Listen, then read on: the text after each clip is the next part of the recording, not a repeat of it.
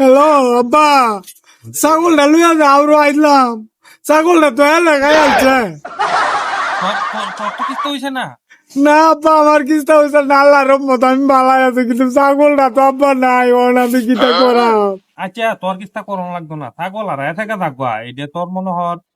তুই সুস্থ ফিরে আয় বাড়িত, আমি ছাগল তোর আরো 5টা কিনে দেম। বাড়ি চাইলে মারবা?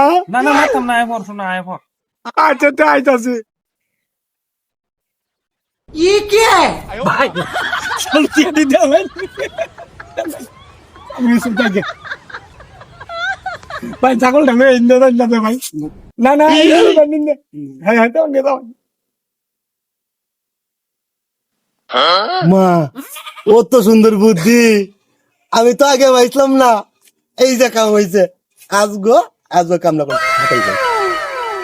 আজগো আমার বাবার এটা করলাম বানানি যাইব। এই তো সুযোগটা পাইছি। তখন লই আব্বা, হ্যাঁ হ্যালো। গাড়িটা হেলে খাইছে। বেতুমিদের বাচ্চা, জীবন ভরা শুনছি আঁশ মুরগি গরু ছাগল হে লেখা এলায়, আজকে আমার মোটর সাইকেল হে লেখা এলছে। হ্যাঁ তুই আমার বুঝুক বুঝা আজকে বাড়িতে আয়।